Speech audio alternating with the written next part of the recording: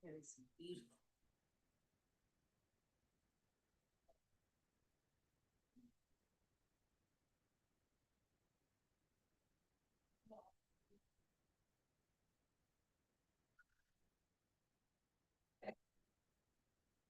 You turn shout outs to, you turn them to the principal first at the school, and then to,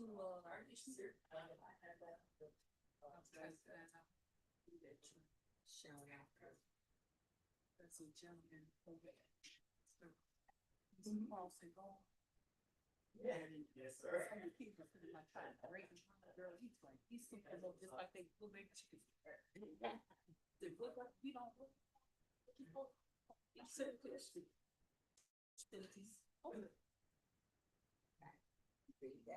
Your answer.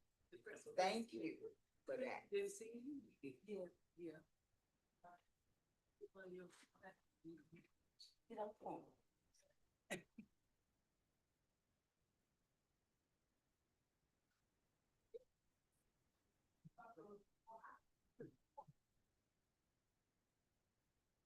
don't know why I got lipsticks in. Me too. I did all in my purse. I got all these lipsticks. That's you, right? You. I got so much moon though. But you think they changed stuff? I've never. It ain't even working right now. Yeah.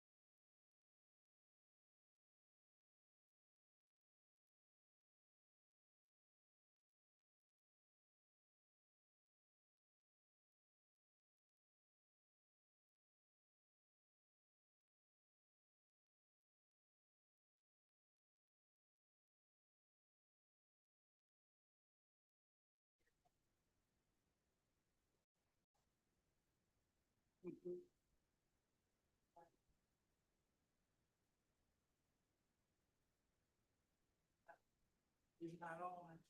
It's off. Red.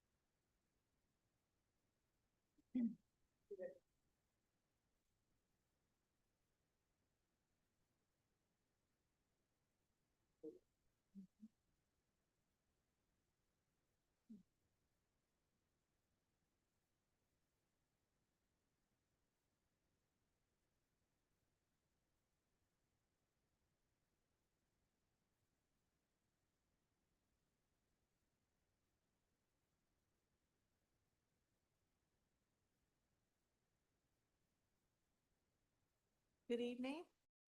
Let's stand for the Pledge of Allegiance. To the flag of the United States of America and to the republic for which it stands, one nation, under God, indivisible, with liberty and justice for all. Ms. Shea, may we have the roll call to establish a quorum? Yes, Ms. Morrell. Present. Ms. Jackson. Here. Dr. Howard. Present. Dr. Montgomery. Present. Ms. Lane. Here. Ms. Sisberg. Here. Present. Thank you. Next, we will have the Board of Education norms by our Vice President, Ms. Tisworth.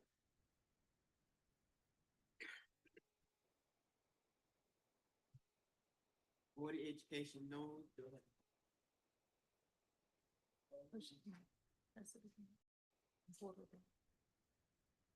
Board of Education norms. Number one, cohesive team. We will remember to put students at the center of every decision. Number two, we will pause after someone speaks to hear all voices. Number three, consider and respect all opinions without judgment. Number four, strive to ensure positive intentions from all members. Number five, the board will honor the board policy related to the implementation of Robert's Rule of Order Policy BCB. Number two, collective agreement. Number one, the board will honor policy BBF, school board member ethics. Number two, use collective voices to reach decisions. Number three, honor and respect the work of the board. Number four, honoring and supporting the board decisions at all times aligned with the board policies and procedures. Number three, be prepared for meetings. The board will review the packet details and submit questions within the established timeline. Questions at meetings should be limited and specific to information not presented in the packet details. Number two, no surprises at meetings. Extend courtesy for each member's questions. Number three, members of the board will arrive 10 minutes prior to the start of the meeting if possible. Number four, administration will release board packets to the River Garden School District Board of Education within the identified time frame. Number four, not allow outside entities to dictate board actions. Number one, River Garden School District Board of Education decisions will be made based on facts, policy, and procedures, not individuals' opinions or requests. Number two, educate and encourage the community to follow proper protocol for voicing concerns, policy KC-community engagement. And that's it. Thank you. Next, may I have a motion to approve the agenda as presented? Madam Chair, I move to approve the agenda as presented. Madam Chair, I'll say.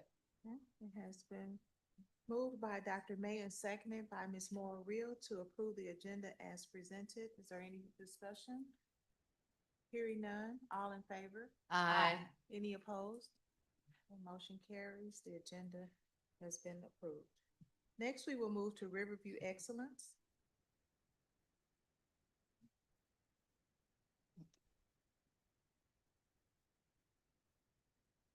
Good evening, Board of Education Directors, Dr. Patton, colleagues, community, and scholars. Today for Riverview Excellence, if you recall, our last meeting, we were virtual, so we did have two honorees there. We invited them to come to this meeting. They weren't able to attend in person, but I will read their names once again. Ms. Diane Roche, the Administrative Assistant from Curriculum and Instruction, and also Roderick McIntyre from Gibson Elementary, teaching assistant, instructional assistant. And so they both were on that call, that virtual call last week. And so we will get them their certificates and their t-shirts in person. Also, we have three scholars that we want to acknowledge today. I believe one is here, and these are the top three placing winners from the spelling bee. If you weren't at the spelling bee, you can view the live stream on YouTube, but it was a wonderful event. We definitely want to give kudos to Ms. Tanya Ross, who emceed it. And Dr. Ramsdale did the reading as well, so a great job by the CNI team. And it was an extraordinary event. We had three scholars that did great. Finished in third place, we had Mackay Mosby from Glasgow Elementary. And I'll say about Mackay is he was just dancing and just very comfortable and feeling himself and did a great job. In second place, we had Miss Cabry Nebbit, who's here with us today. Cabry. Come on up, Cabry. And Cabria is also from Glasgow Elementary. And she did a wonderful job. She's a little shy now, but when she was on the stage, she was confident, she knew her words, and she did a great job.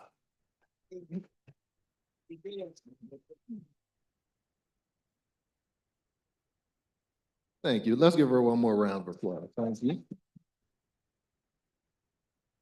And then at first place, who's not here with us tonight, but Sincere Taylor Sproling from Moline Elementary. Miss Amber White, stand up. And the great thing about Sincere is that Sincere, if you remember, last year he finished in second place. And he was not necessarily happy about it. I have some pictures of Sincere where he was distraught, but he came back. And what, last thing I'll say is what's funny is that Travis Brown, the principal over at LeMasters, he said that when Sincere saw him, because that's where the spelling bee was, he went up to him and he said, "Hey, I'm coming for my get back this year." And he won the event. So let's give a round of applause to all three of us guys. And so Ms. Cabry and Mom, if you all can come up and we'll take a picture with the Board of Education.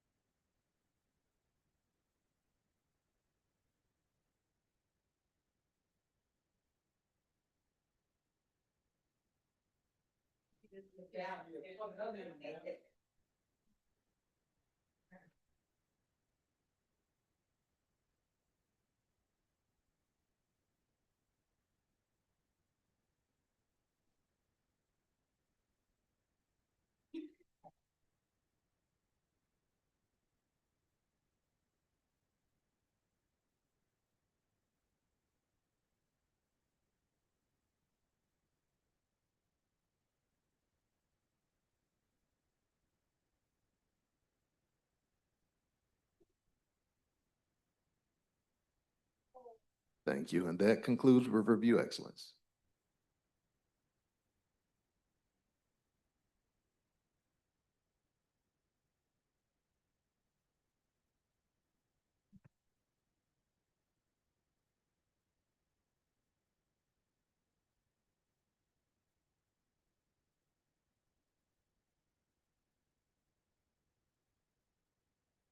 Okay, next we will move to public comments. Ms. Shea, do we have any patrons here for public comments? Okay, thank you.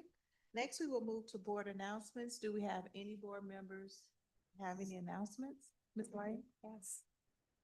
Thank you, President. On now, okay.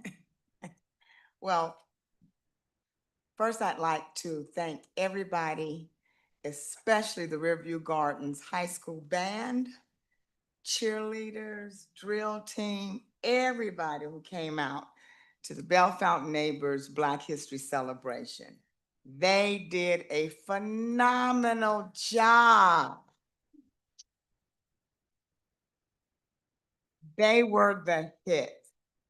And we appreciate everybody, all the parents and all the instructors who take the time with our band members. And these children put in some extra work. I've followed them for the last 3 years and they are getting better and better and better, Miss May. They really are sounding professional. And just to emphasize the spelling bee, Ms. Ross always does a wonderful job and including everything. Dr. Ramsdale, who was the moderator, was engaging and put the students at ease. He talked to them, how you doing? Spoke to them and that kind of, because you know, it's difficult to speak in public for grown people, let alone children. And they did a really good job. And Sincere, yes, Ishmael, I remember him very well. As a matter of fact, I think I called Miss Ross. Oh, yes, I did. Because I didn't understand how upset he was. But he did a really good job. All of our students did. And if you get an opportunity next year, please, please, please try to go to the spelling bee. It's very important that they get support from all of us. That's it. Dr. May? Yes, I just like to wish everyone a happy Black History Month. This is a very important month for our culture, even though we celebrate 365 days of the year. In addition to that, happy Career and Technical Education Month. Hopefully there are some celebrations in the high school or education around that taking place as well. And we know that this is the month of love. So happy Valentine's Day in advance as well. And I will have a birthday on February 21st. So I am blessed that I will have the opportunity to see another day in this historic month. So thank you. Thank you. I just wanted to commend, I thought about Dr. Trump. I just wanted to commend, I was looking at the boards here and outside and over there, and I just want to commend our scholars. So many times I've looked at the boards, but I've forgotten to say something. And for some reason tonight, Dr. Trump popped in my head because he would always recognize our students. And if you've ever been in his office, when I tell you, and I was sharing with him over there, when I tell you anything that has been given to the board, it is in his office. It's still in his office, and it's been a while since he's been on the board. So I just want to thank our scholars for their creativity, and yeah, it's beautiful. Thank you. That's it. Okay. Next, we will move to reports. Dr. Patton? We have our students. Good evening, everyone. We have our students here for a report. So students, you can come on over, introduce yourself, and just share what you have.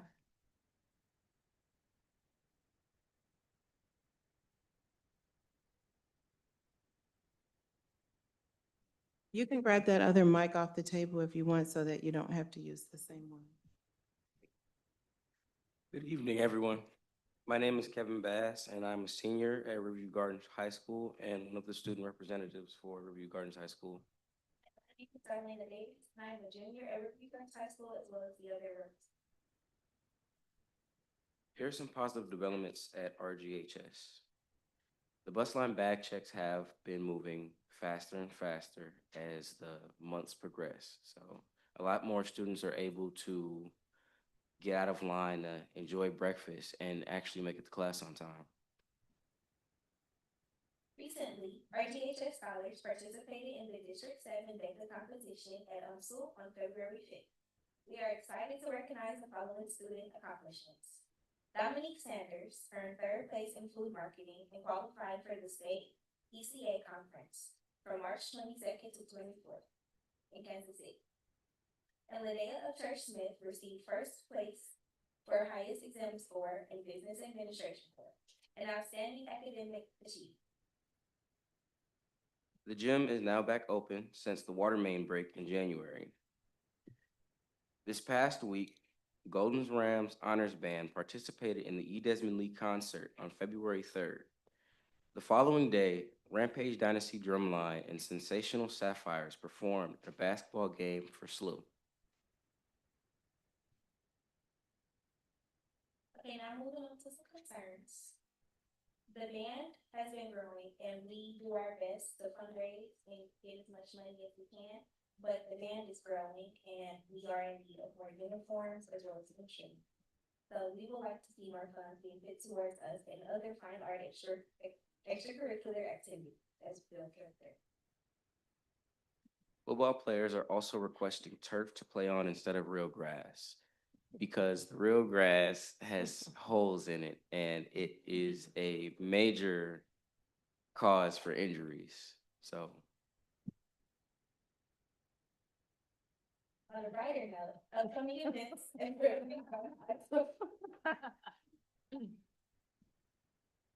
On February 20th, there will be a senior night basketball game to wish our senior players a farewell and congratulate them on a great season. Black History Month events coordinated by Dr. Early. Riverview Alumni College Student Panel on Thursday, February 12th, 2026 in the library. The panel will feature RGHS alumni Precious Berry and Cornell Stokes. Precious won a full four-year scholarship to Washington University in 2023 and is scheduled to graduate this year, which is a year early for her. Cornell won a scholarship to the University of Missouri St. Louis in 2021 and graduated December 2025. United States Representative Wesley Bell will come and speak to RGHS on February 17th in the library. Thank you, everyone. This concludes our report. Thank you, student reps. Great job. Great job. Madam Chair, I had a question for the youth.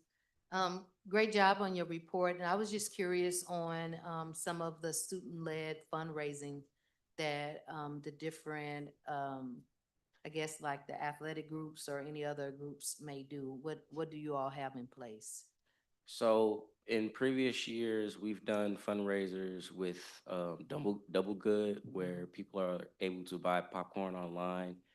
And some of that money that is earned through our fundraising goes to us, while the rest of it goes to the business so that they can continue to restock and rebuild. Recently, last year at the beginning of the school year, we did a fundraiser with Domino's where we tried to sell as many pizza cards as possible, and that went pretty well. But it's still not enough for the meet the needs of the athletic. No, because the band is continuing to grow and there's always new people coming in. And with these new people, there's the constant demand for more uniforms that it's difficult. It becomes difficult to just fundraise for these things, especially when we don't get the full amount of the money that we fundraise. Okay, okay. All right, thank you. I was curious about that. So, You're welcome. so the community can hear how they can kind of support. Mhm. So if you do fundraise, they can support that way, and then if not, they can try to make some donations. Okay, Yes, thank you. you're welcome. I will also say that I know that they also, I know our choirs are selling hoodies, and so they do different things to fundraise for the choir. The band is growing because they've been all over and they are really good, and so our students are becoming more and more interested. So we will see how we can work to help support the fundraising efforts of all of that. So thank you. Thank you. Moving on to the superintendent's report, Dr. Avant Elliott leaned over and read my notes. So happy Black History Month to everybody. Many of our schools will be having Black History Month programs, so please check with your school to support those programs. I do want to congratulate Glasgow Elementary School, who is a finalist for the Louis Award. The Louis Award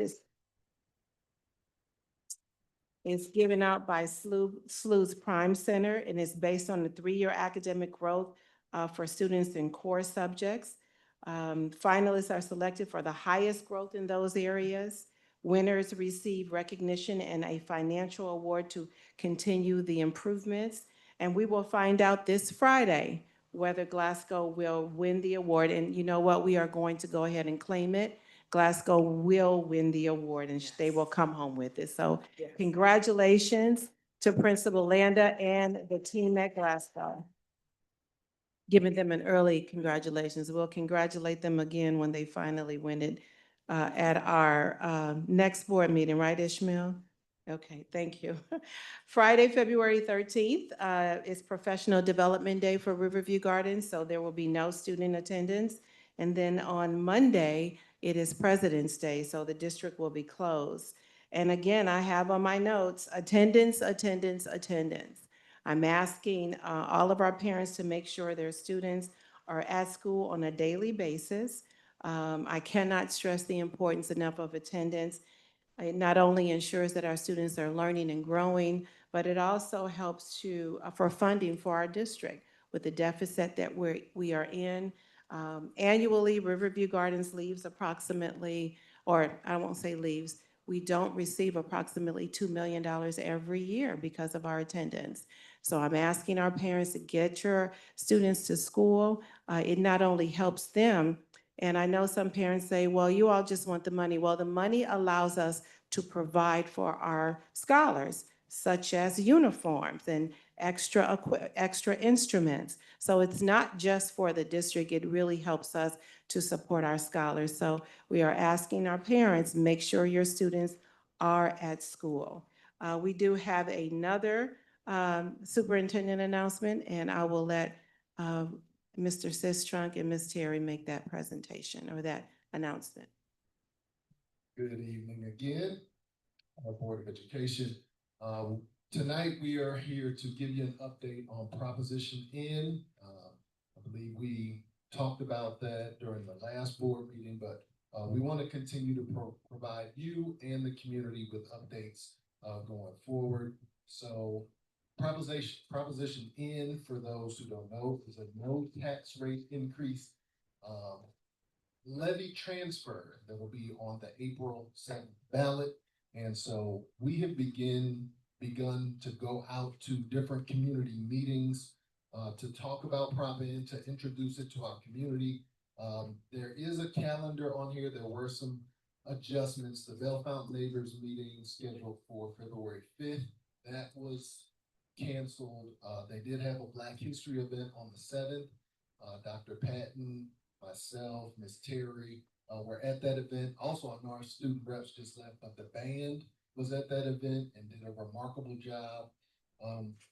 We handed out some of these informational flyers at that event and answered questions from the community on what Proposition N is. Also, there was a Delwood Board of Aldermen meeting last night. Ms. Nave was there, Mr. Freeman was there, and they talked to the community and introduced Prop N. And we're going to go to all of the local cities and municipalities and share that information.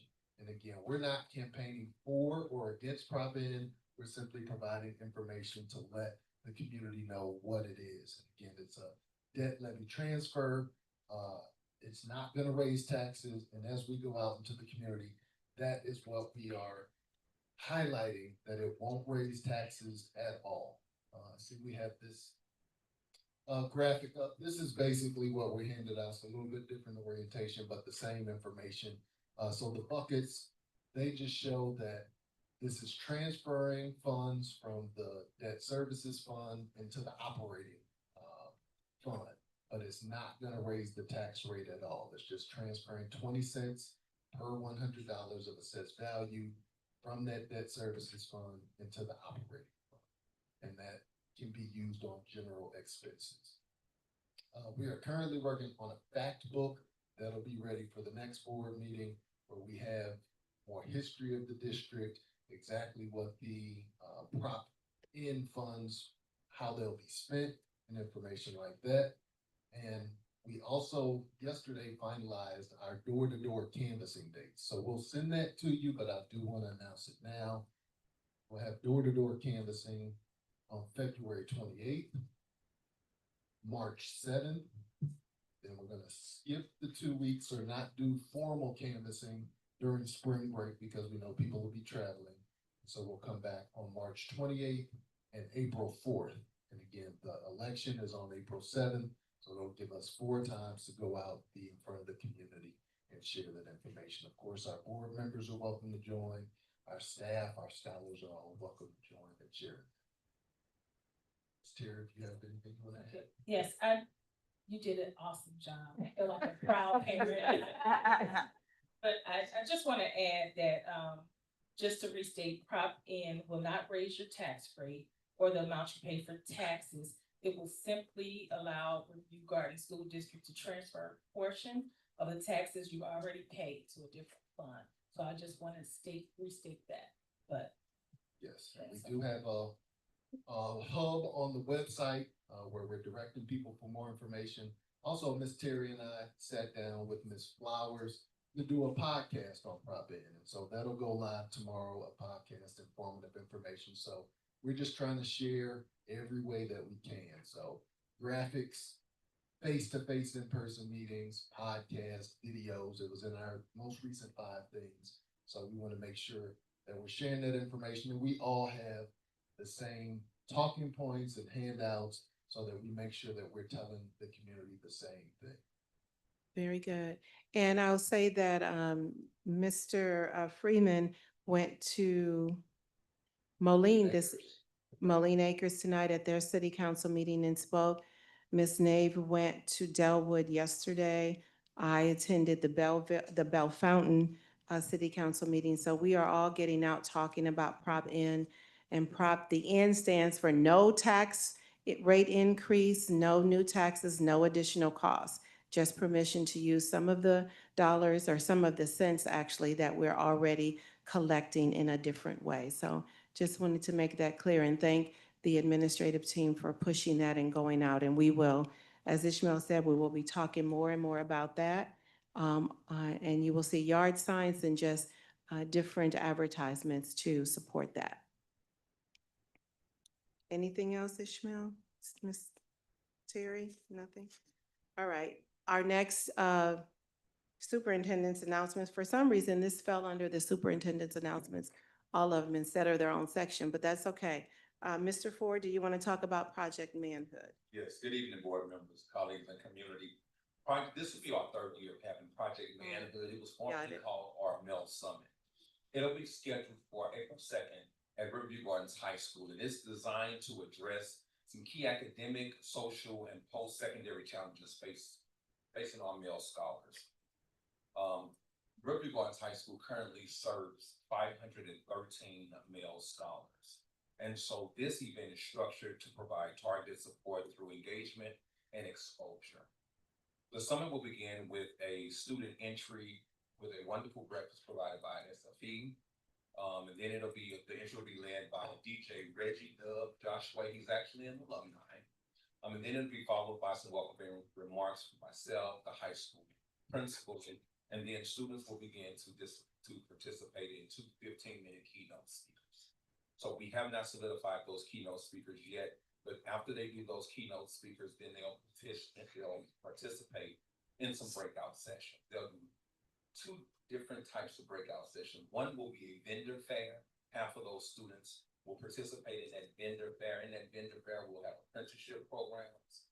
We'll have college and career opportunities for our students, and so that they can have those meaningful interactions. The other half of the group will go into building 4 and they'll go through some breakout sessions. The students will participate in 4 30-minute breakout sessions, and in those breakout sessions, they'll be addressing gun violence, entrepreneurship, and the importance of completing high school and making appropriate social decisions while supporting mental health.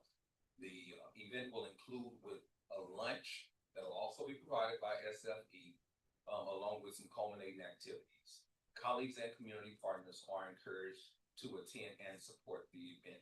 Project Manhood actually aligns directly with district CSIP goals by improving the culture and climate through district partnerships, increasing behavioral interventions and support, and expanding extracurricular opportunities to promote student belonging and engagement and motivation. Give the date one more It'll time. be April 2nd, and it'll be at the high school. Thank you. Madam President, that concludes our reports. Okay, thank you. Next, may I have a motion to approve the consent agenda as presented? Madam Chair, I so move. Second. Okay, it has been moved by Ms. Moore Real and seconded by Dr. May to approve the consent agenda. Is there any discussion? Hearing none, all in favor? Aye. Any opposed? Okay, motion carries. Next, we will move to our items for discussion. Dr. Patton? Thank you. Our first item up for the discussion is the revised professional development plan. Making this presentation is Dr. Joe Ramsdale, Assistant Superintendent of Curriculum and Instruction, and this is in conjunction with Policy GCL, Professional Staff Development Opportunities.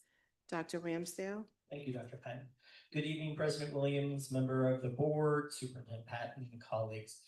Tonight, we present a revised professional development plan for school year 25-26 This revision represents a strategic shift toward a more coordinated, data-driven effort that aligns our professional learning directly with classroom needs and our current budget reality.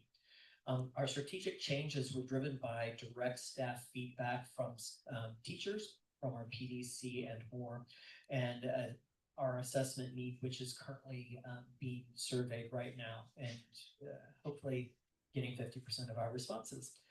The plan does introduce several updates based upon that data and feedback from our PDC.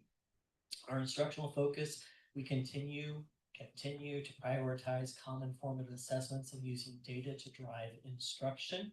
We are now leveraging and began leveraging the use of Renaissance DNA, which is a warehousing system and test administration system to ensure our assessments are reliable, valid, and meet bias expectations, with data truly driving improvement in our instruction.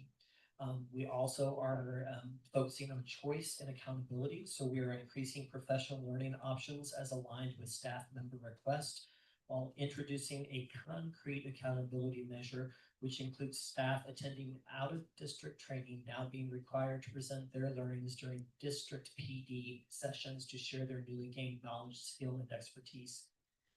In light of the district's current budget status, we audited every PD request for direct alignment with our continuous school improvement plan. This rigorous vetting process has allowed us to save $82,208.87 thus far. This projected total is well within our projected investment of $208,000, which still remains within our allocated budget. As a reminder, however, we are required under state guidelines to spend a minimum of 75% of those dollars. As such, and to ensure we're meeting these requirements, the PDC has started planning a summer institute for all of our staff, along with planning increased professional development opportunities aligned to our new, soon-to-be recommended foundational literacy resource. Administration recommends the board approve the revised school year 25-26 professional development plan as it empowers our educators with high-quality training while maintaining our commitment to long-term financial stability. Are there any questions? Dr. May?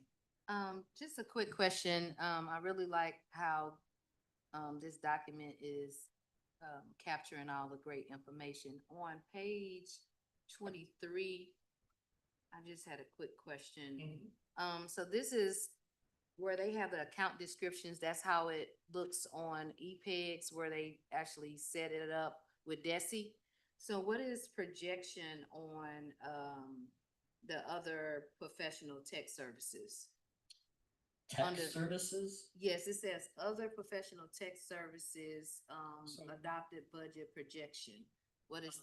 Right now, that includes a portion of our Renaissance funding as well as KICUP. KICUP is the system that we use to warehouse all of our PD and keep those records for the staff so we can use them for reaccreditation or recertification through the state. So those are the two big ones. KICUP is listed separately. Part of that is Renaissance, and then any other software programs that we might want to use. For example, if I wanted to really focus on gamification and we needed to advance our Kahoot to Kahoot Professional, that money could be used for that. Okay, so is it an amount that has to go in there, and then the projection is just an error? No, we just have not yet. Oh, okay, so you still need to figure Yes, out the budget on that. Okay, that's what I was trying. And that's part of that mandatory 75% spending. Okay, okay, that makes sense. That's what I wanted to know. And just from the standpoint of readability, I just wanted to suggest where on that same page where it has that proposed, I guess, school year 25-26, if maybe a slash could go in there. Oh, thank you. What page? Thank you very much. 23. Thank you. Thank you.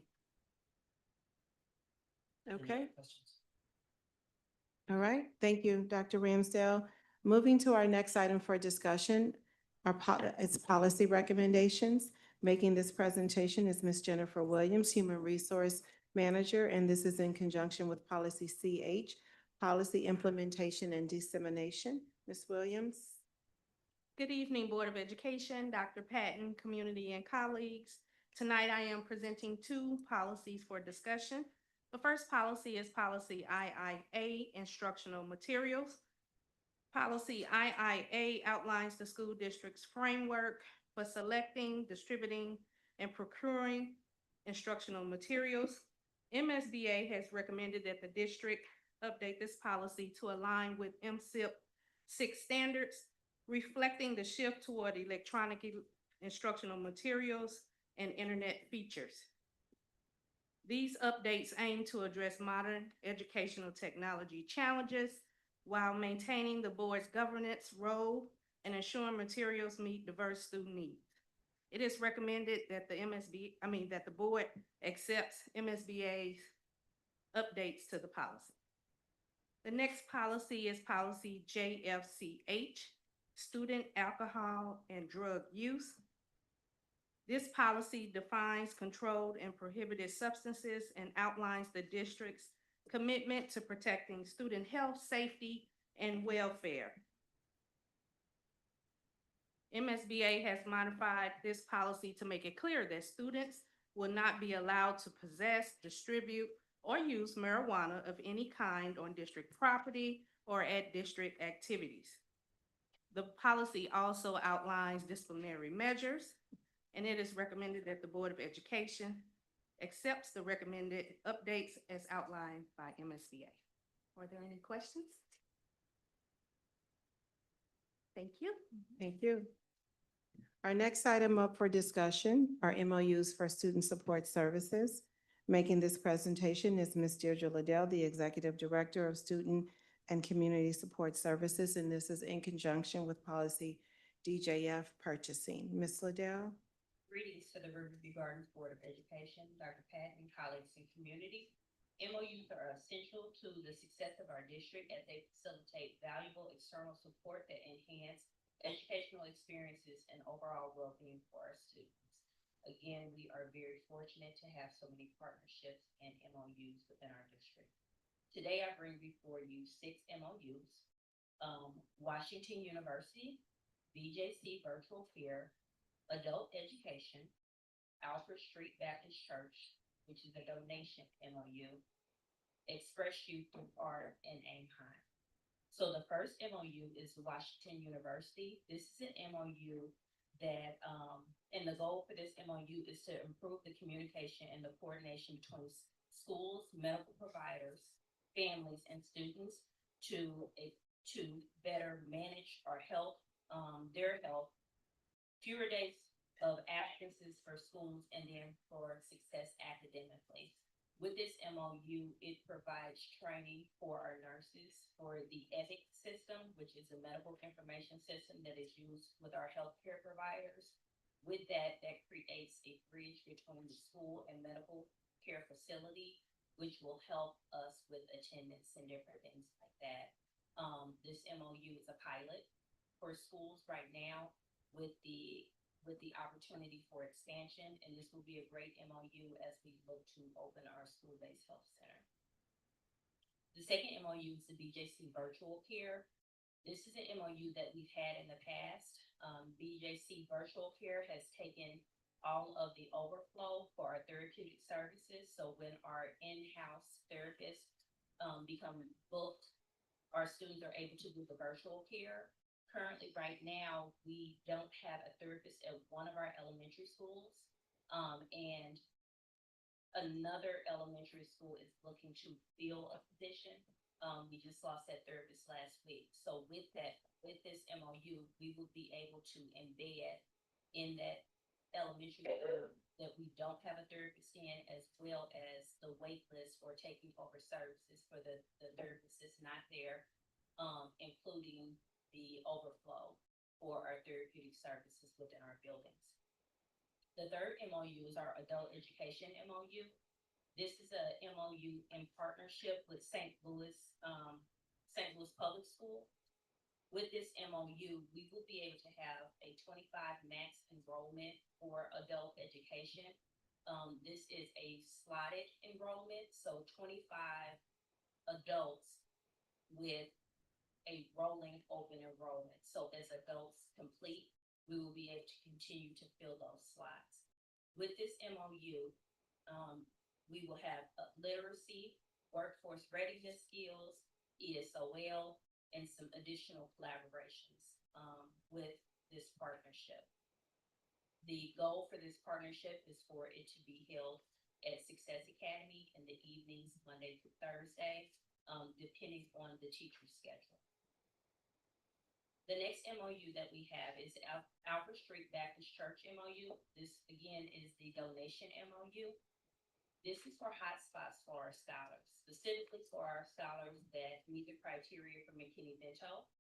With this, it will be on an as-needed basis, and we will be able to determine those students needing it through our McKinney-Vento liaison, as well as our technology department.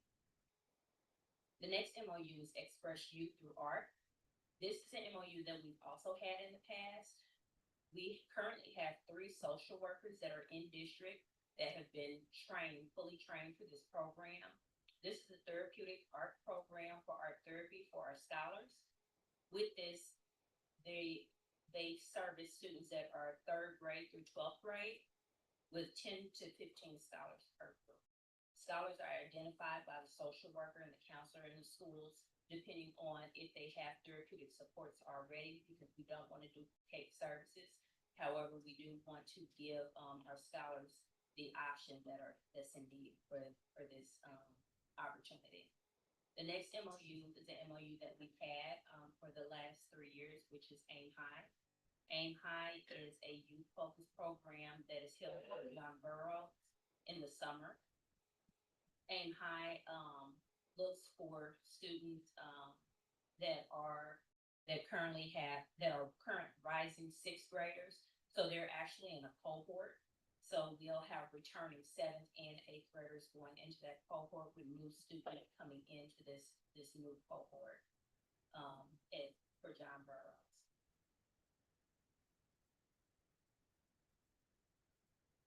Okay. All of these MOUs are currently pending legal review. The recommendation is that we're requesting approval for the MOUs at the next board meeting. Are there any questions? President, Ms. Lane. I have a question regarding the adult education portion. I heard you say that there are 25 positions or seats available. How do you go by choosing? First of all, how will the citizens know about it? And then how do you go about choosing which 25? So the good thing is we have a need for it. We have parents calling up every day, asking, or family members or community members calling up, asking about adult education each day. With this, I know that St. Louis Community College has an adult education program. There are other adult education programs throughout the community, also Lewis and Clark Library. So with that, we will make sure that, and we already have flyers, so they provided us flyers and everything to go ahead and put out to the community once we receive approval. From there, we'll start signing up. It is our responsibility to get all of the information out to our community so we can bring our community in for this.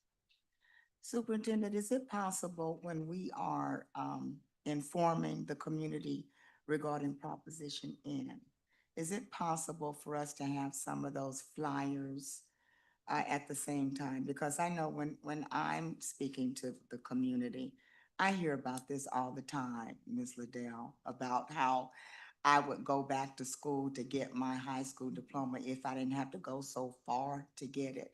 I hear it all the time, and it is, I'm happy that the people want to do it, but you'd be surprised how many adults just need this additional education, and it's a lot. So since we're already talking about the Prop N, can we also? We can, I would just make sure that it's after the February 24th board meeting when it will be approved, or when it will be on the consent agenda for approval. And so I'll make sure after that, that is at our Prop N events. Absolutely. as well as when we are blanketing the community, we can make sure to hand those out. Ms. Liddell, I think, Ms. Lane also asked, how will you, assign those slots? Are you doing it on a first come, first served basis? Yes, ma'am. That's what I thought. Thank you. And our goal is, right off the bat, is 25, like, to get all of our slots filled. We would like, to have large numbers, while we're in session. And this doesn't cost them anything, No, ma'am. correct? It's free. It's not only free to them, it's free to the district as well. We're providing, space and safety for it, but it's free to the district. Yes, ma'am, and they take 17 to up. So, if someone wants to come back at 101. Gotcha. Thank you. Yes, I want to ask, the format for the adult program, because I know recently the state had adopted an opportunity for them to get their high school diploma. Will it be like Missouri options? Will it be like, what would the format be for them, in the adult program? GED and HiSET. Also for adults that already have, their diploma, if they need to come back to get some workforce readiness skills, there'll be extra workforce readiness skills. There's also a component, to help with citizenship as well, as English language learning, for some of our families. So will this be an opportunity that if we invested the time to identify our dropout students and offer this type of programming to them? They have to be completely exited from the school, so they can't be tied to a school in any way. And we're still working out that youth program. So there is another option to this, and it's a youth program option. However, we're working with St. Louis Public Schools and the state to figure out what that exact language is and what it is meant to be 100% exited from high school. Okay, thank you for the clarification. And Ms. Liddell, I think also, Dr. May asked about the format. So is this in-person instruction? Is it virtual? Thank you. And- Yes, Ms. Lane? Ms. Liddell, regarding the $36,000 donation for the hotspots, how do you determine what families would qualify for that? So as a need, so it is for families that qualify for McKinney-Vento, so that is our unhoused population. So with that, if they need hotspots, if they're doubled up, if they don't have internet, those particular things, all they have to do is say, hey, I don't have internet. We'll put them on a list. We'll make sure that they get the hotspot. So would they have to tell you that though? Yes, ma'am. Okay. Yes, ma'am. And usually when they come in, we're asking what their needs are in that. So we can just add that. Thank you. Thank you, Ms. Liddell. Our next item up for discussion is the boundary realignment recommendation. This is in conjunction with policy FC, school closing, consolidation, and reorganization. In June of June 25th, 2025, not 27, since we're not there yet. The Board of Education approved the closure of Danforth Elementary School effective at the end of the 25-26 school year. This is a part of the district's long-range facilities and enrollment planning. The decision followed a comprehensive analysis of declining enrollment trends, building utilization, and the district's responsibility to ensure equitable access to resources and instructional programming for all of our students. As a necessary next step, attendance boundaries must be realigned in order to account for the closure of Danforth Elementary School and to more evenly balance enrollment with the remaining elementary schools. Without boundary realignment adjustments, enrollment imbalances may result in overcrowding in some schools and underutilization of others. The recommended boundary realignment was developed to redistribute students previously assigned to Danforth in a manner that balances enrollment throughout the district, improve building utilization, allows for future enrollment should that, or future growth should that occur, maintain reasonable transportation routes and travel times, support equitable access to instructional programs, staffing, and student services, and minimize the disruption for the majority of the students, with careful consideration being given to the current Danforth attendance boundaries in order to preserve a neighborhood school model as much as we can. The budget impact on this will be the administrative salaries for that building and maybe some technology licenses. This again is in conjunction with policy FC, school closing, consolidation, and reorganization. It is recommended that the Board of Education approve the proposed boundary realignment for the reasons stated above. The approval will allow for the district to reassign students impacted by the closure of Danforth Elementary, and then proceed with operational planning relating to staffing, transportation, communication, student support for necessary implementation. Are there any questions? I'm not sure if you were able to address it fully in the plan, but I was curious to how the parents can be a part of the selection process. So like what school option they have, or are we just going to assign, or will the parents have opportunity So, to have some say? so Dr. May, it won't be on a case-by-case basis. We are required when we close the school to assign in a fair, balanced, and sustainable way for all schools. Allowing parents to pick and choose the schools will cause us to be imbalanced again. You know, if 75 chooses one school, then we've had overcrowding in one school and another school not being fully utilized. And that's what we're trying to fix. That's one of the things we're trying to fix. Also, we have to have the staffing in place before the start of the school year so that we can be prepared. And that's why I'm bringing this forth tonight for discussion and approval. And then when you get to the transportation cost of it, so if we have parents in the Danforth area picking from the 8 remaining schools, you'll have 8, 9, 10 buses in that area going to different schools. You're going to add to the transportation costs. And at a time when we're having a budget deficit, I'm not trying to increase transportation costs.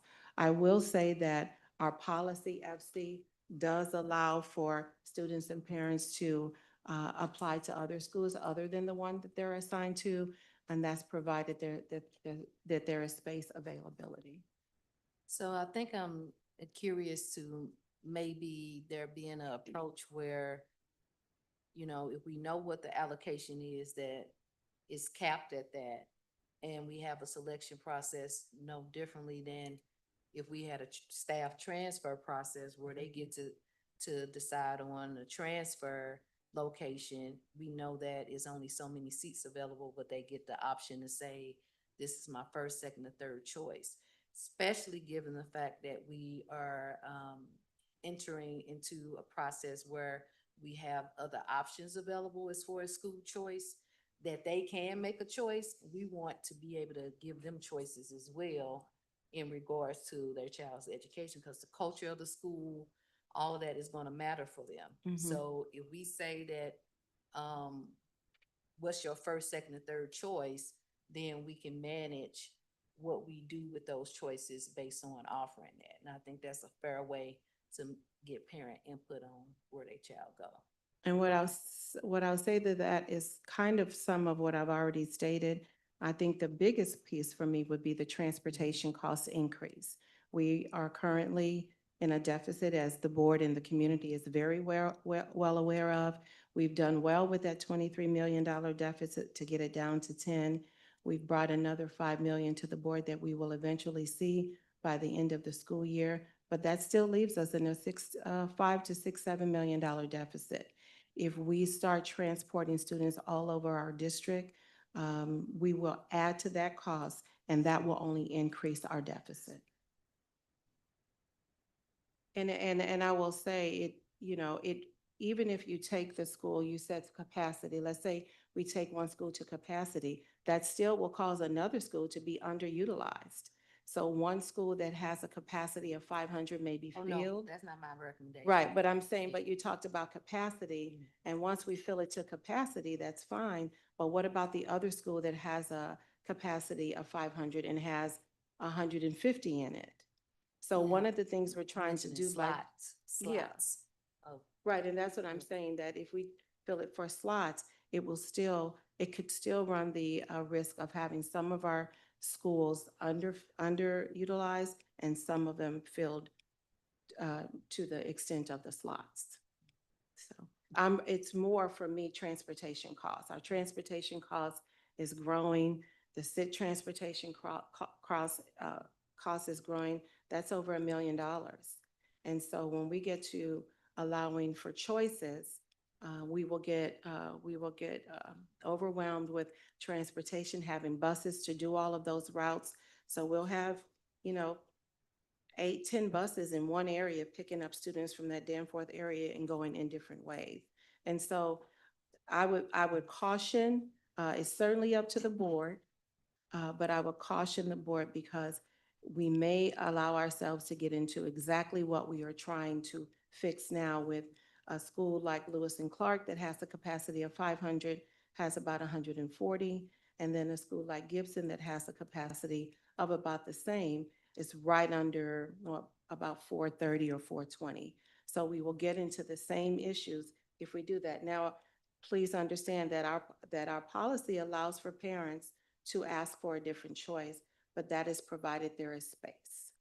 so our plan is going to focus on placing students based on the transportation routes. Is that a part of the plan right now in how you're deciding on where students may go? No, as I stated here, it is about maintaining the neighborhood school as much as possible for Danforth students. And so a next door neighbor wouldn't go to a different school while you went to a different school. So it is our goal to try to maintain that, to keep their closeness as well, because the neighborhood school does matter. And so we are trying to make sure that we balance that, but we understanding that our enrollment is projected to decline. It already has declined. And so we have to be responsible to make sure that we are utilizing our buildings as best we can. But all of the things that I mentioned in the presentation, such as in a manner that balances enrollment, that improves utilization of the buildings, allows for future growth if that occurs, maintains reasonable transportation routes, and then supports equitable access to instructional program. But most importantly for me was it preserves as much as we can a neighborhood school concept by making sure that students in areas are going together so that they have their peers and their friends and some of the students that they've been used to going to school with. Okay, so with that thought in mind, and this is my last thought on it, if it's about the schools that may be closest, with the school choice option that I was mentioning, those specific schools could be what is offered based on the transportation concerns. That you just say that these are the 3 choices that you have that won't, have that distance issue. You at least have the parents having some input, knowing that, this is my first, second, and third choice. And I hear you, and what I'll say to that is it still will increase our transportation cost. No matter what. Well, because you have several buses going to one area, whereas we sectioned it off so that we can be more responsible with the bus usage. Even if you give them 3 choices, you could still have 3 houses right next door to each other, and all 3 of them have picked different schools. And so you're increasing the transportation costs for that. Again, our policy allows for parents, if they are not in support of it, they can ask for a transfer to a different building. But that is if there is space availability. But I do hear you, but I will also say that we are in February of the school year. This will take place. We have to start the planning for that. And if we open it up in that way, it will cause us not to do this in an effective manner and do it in time so that it occurs smoothly, and that's our goal. Ms. I'm Lang? sure I don't have any further questions. Thank you. Ms. Lang? I don't know. It has to be red. Red is on. Red is on. I don't know if you have this data, in light of the dialogue, but I know that we've been talking about this for a very long time. And we had several community meetings. Yes, ma'am. I don't even remember how many it was, Ishmael, but a lot of Mhm. community meetings. And our parents were not 100% fully engaged. I'll be diplomatic. And, but we've been trying to explain this for months. So I think that the expertise that you and the other realignment personnel have is another thing that we may have to sell our parents. And I think they can understand that what our ultimate goal is. Number one, keep our school district viable, Yes. our school district. That's number one. Mhm. And the way you just explained it regarding, make sure our buildings are utilized properly. This is something that I think that we can do if we approach it in a positive manner. Absolutely. So it's just gonna take a little bit of time. Yes, ma'am. Thank you. Okay, Madam Chair, that concludes my items for discussion. Thank you, Dr. Patton. We will move now to our item for action. Motion to approve the budgetary boundary realignment recommendations for the 26-27 school year as presented. Madam Chair, I so move. I second. Okay, it has been moved by Ms. Morrill and seconded by Ms. Lane to approve the boundary realignment recommendations for the 26-27 school year as presented. Is there any further discussion? Yes, Madam Chair, I would like to make a motion to amend the budget realignment to include some form of input from parents. No, the boundary realignment for input from parents, so.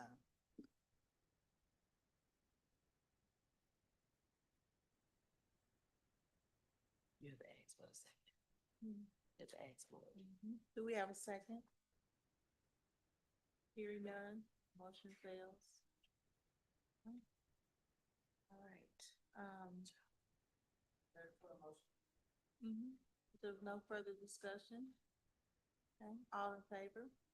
Aye. Any opposed? And motion carries.